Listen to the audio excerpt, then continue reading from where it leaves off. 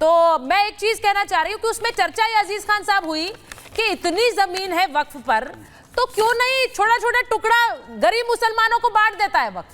ऐसा करने के बारे में क्यों नहीं सोचा कभी? नहीं, मैं आपसे पूछा, आप मुस्कुरा रहे हैं अजीज खान साहब, लेकिन ये फैक्ट है। लोगों ने, हम चर्चा कर रहे थे और मेरे प्रोड्यूसर साहब ने ये बात बोली, उन्होंने कहा कि क्यों नहीं दे देता है, क्योंकि इससे कम से कम भला हो जाता। 200-300 लोग मैनेज कर रहे हैं इतनी बड़ी जमीन, जिसका मैं अभी दिखा भी रही हूं। दिल्ली जैसे 3 आ जाए, मुंबई अभी शहजाद जी ने बताया कितने समा जाए, उतनी जमीन है। और वैसे गरीबी देख लीजिए मुसलमानों में कितनी। अजीज खान साहब, ये तो अच्छी चीज है, नेताओं को बोलना चाहिए, करिए। देखिए, मैं सुचेता जी थोड़ा सा स्पष्ट करना चाहूंगा। आपको भी क्यूआर कोड आ गया क्या फोन में? देखिए, अभी मैं सुन रहा था, देख रहे हैं हम। वाकई में नहीं क्यूआर कोड मुझे भी आया है और आपके पास भी आया होगा, आप भी वोट करें। आप सुनिए मेरी बात। बोलिए। शहजाद अभी किस तरह बता रहे थे कि साहब 9 लाख एकड़ जमीन है वक्फ के पास, और आपने भी कहा और अच्छा भी लगा कि इतना पैसा अगर उससे कमा करके मुसलमानों में बांट दिया जाता तो लोग अमीर हो जाते। सही बात है, मैं कह रहा हूं, ठीक कह रहे हैं वो। शायद उनको ये पता नहीं है कि उस जमीन में, अरे सुनिए ना, उस जमीन में कब्रिस्तान है, उसमें इनको शायद पता होगा मदरसा बना हुआ है, मस्जिदें हैं, खानकाह है, देखने में तमाम जमीन है, लेकिन एक्चुअल में वो जमीन क्या है शायद इनको पता नहीं। कब्रिस्तान से कौन सा इनकम लेना चाहते हैं आप? मस्जिदों से कौन सा इनकम लेना चाहते हैं? खानकाहों से कौन सा इनकम लेना चाहते हैं? मैं जानना चाहता हूं।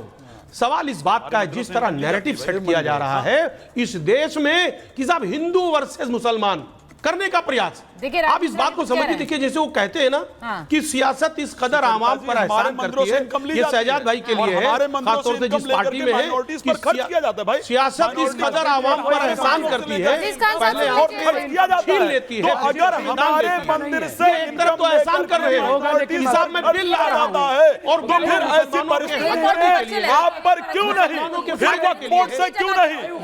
सच्चाई क्या है थोड़ी कह रहा हूँ भाई, इनको रोकिए। सबसे पहले एक बात बता दीजिए, मैं सिर्फ यहाँ बैठे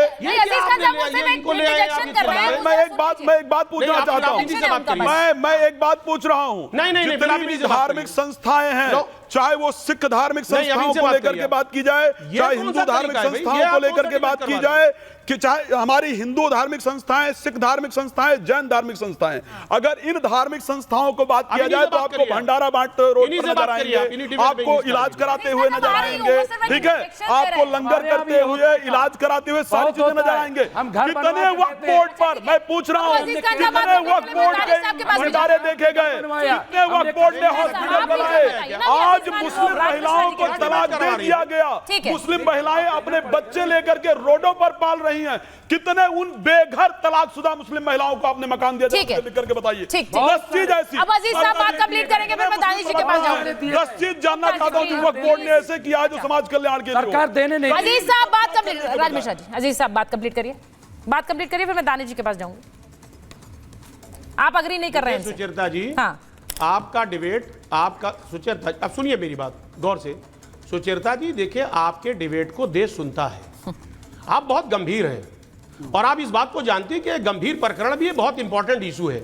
अब इस तरीका चिल्ला के हु हल्ला सब्जी मंडी करके नहीं, उन्होंने हम तो समझी नहीं पाए मैंने भी बोला है किस तरीके से ये बात कर रहे हैं। हु हल्ला कर रहा हूं पंडित जी, आपको मेरा हु हल्ला दिखाई दे रहा है? देश में हु हल्ला हो रहा है, वो तरीका पर मुसलमानों बाहर निकल जाओ, तुम्हारी मस्जिदें छीनी जा रही हैं, वो हल्ला आपको नजर नहीं आ रहा है? जब संसद के अंदर एक व्यक्ति फिलीपींस के नारे लगाता है, फलस्तीन के नारे लगाता है, वो हो हल्ला आपको नजर नहीं आता? आप बुला के डिबेट करवा रही हैं। ठीक है, ठीक है, बोलिए। एक ब्राह्मण बोल दे, एक सनातनी बोल दे, तो हो हल्ला हो क्या? उनको भी तो अजीज खान साहब, देखिए, ये आप सेंटिमेंट समझिए इस वक्त क्या हो रहा है।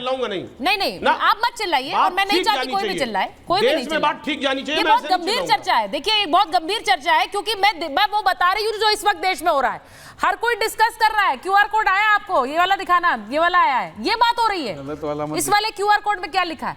देखिए सर, ये हो रहा है इस वक्त देश में, और एक दिन बचा है, 2 दिन एक्सटेंड कर दिया है, क्योंकि रिस्पांस जेपीसी को इतना आ रहा है, 2 दिन एक्सटेंड कर दी गई डेट, 15 तक आप दे सकते हैं अभिप्राय।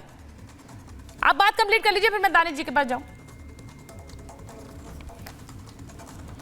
देखिए सुचेता जी, इस गंभीर प्रकरण को ऐसे लोग जैसे बैठे हुए बात कर रहे हैं, ऐसे लोग उसको दबाना चाहते हैं। वो नहीं चाहते हैं। ये तो सही नहीं है दानिश साहब। वो आप Aziz sahab now you are commenting on guest नहीं चाहते हैं। आप मेरे कहीं ना कहीं ये राज मिश्रा जी एक मिनट राज मिश्रा जी प्लीज पक्ष लें और हम राज मिश्रा जी मेरी आपसे रिक्वेस्ट हम नहीं बोलेंगे, आप इन्हीं से बोलवाइए। अजीज खान साहब देखिए ऐसे वैसे गेस्ट ये सब बोलना मत अवॉइड करिए ना। इस तरह किसी भी मेहमान पर आप कमेंट नहीं कर सकते। राज मिश्रा जी मेरी रिक्वेस्ट है आपसे, क्या करें भाई, एक मिनट तो मैं बोल रही हूँ ना, आपका पक्ष मैं रख रही हूँ, आप मेरे मेहमान हैं, मेरे किसी भी मेहमान के बारे में ऐसी बात नहीं हो सकती, अजीज खान साहब के बारे में भी नहीं हो सकती है। ऐसे वैसे जैसे शब्दों का इस्तेमाल मत करिए अजीज खान साहब, दैट्स नॉट नाइस। सब मेहमान मेरे सम्मानित मेहमान होते हैं जिनको भी मैं इनवाइट करती हूं। अजीज खान इनके तिलक को देखकर चिढ़ गए। अजीज खान इस तरह से बात मत रखिए, स्टार्टिंग से रहा। मेरी रिक्वेस्ट आप सबसे रहती बात नहीं है कि आप उनके तिलक को देखकर चिढ़ जाओ, ये अच्छी बात।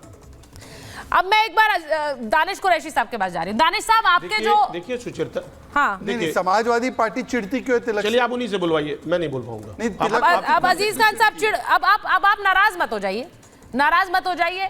वैसे ही एक बयान को लेकर आपके नेता और पार्टी को घेरा जा रहा है, मठाधीश वाला बयान, आप जानते हैं उस पर अभी तक रिएक्शंस आ रहे हैं, अभी तक रिएक्शंस आ रहे हैं। मैं उस पर नहीं जा रही हूं, लेकिन इस तरह के बयानों का मतलब नहीं है कि ये लाइन लिख के किसने दी। देखिए यहाँ पर हो हल्ला हो रहा है, लाउड स्पीकर पर कुछ बोल दो तो हो हल्ला नहीं है, जाकिर नायक हो हल्ला नहीं है, पर यहाँ पर एक पंडित जी बैठे हैं, अपना पक्ष रख रहे हैं, बता रहे हैं जो फैक्चुअल सिचुएशन है, तो ये हो हल्ला है, मठाधीश माफिया है, ये गलत तरीका है। हम हिंदू समाज को इस प्रकार से फोबिया का शिकार नहीं कर सकते। ये बांग्लादेश थोड़ी है भाई, ये भारत है। ये जो डिबेट जिहाद शुरू हो गया ना कि मैं डिबेट पैनलिस्ट को तिलक लगा के आया तो मैं उसको टारगेट करूंगा, ये बहुत गलत प्रवृत्ति है। अच्छा, अब आप एक और नया नाम दे दीजिए ऐसे। अब एक और डिबेट आप ही शुरू कर देंगे। दास जी भी चिल्लाए उन पे, आप एक और डिबेट शुरू कर देंगे। दास जी भी चिल्लाए उन पे नहीं। असद साहब की, असदुद्दीन ओवैसी की तस्वीरें दिखाइए जरा, और दानिश साहब के पास जाऊंगी मैं। असदुद्दीन ओवैसी की तस्वीरें स्क्रीन पर रखिए, क्योंकि वो QR कोड लेकर बाकायदा खड़े हुए हैं और देखिए बोल रहे हैं वोट करिए, आपको भेजना है। ये आपके नेता के बयान है दानिश साहब, वो कह रहे हैं कि अगर ये QR कोड स्कैन नहीं किया तो देख लीजिए बर्बादी आएगी इस देश में, और फिर अगर बर्बादी आई तो हम बर्बाद कर देंगे। ये वाले बयान आ रहे हैं ओवैसी साहब के। अब ये देखिए तस्वीरें भी आ रही हैं उनकी, वो QR कोड के सामने खड़े हुए हैं। अब लोगों को क्या लगता है, जब एक तरह की मुहिम शुरू हो जाती है तो दूसरे लोगों को लगता है हमें भी मुहिम शुरू करनी है। वहां भी रिवर्स मुहिम शुरू हो गई है देश में। दानिश साहब देखिए सुचारिता, मेरी गुजारिश है आपसे कि मैं किसी के बीच में नहीं बोला और 23 मिनट तक मुसलसल सुन रहा हूं। मेरी बात बहुत अच्छे से आ जाए, कोई भी बीच में इंटरप्ट ना करे। किसी को परेशानी हो तो मेरी बात खत्म हो जाने के बात करें।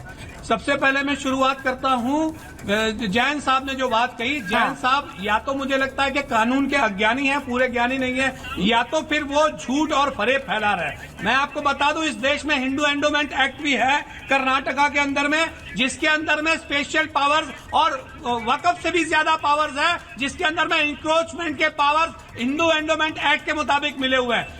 और वक्फ की अगर बात की जाए तो वक्फ के पास एंक्रोचमेंट के पावर्स नहीं है।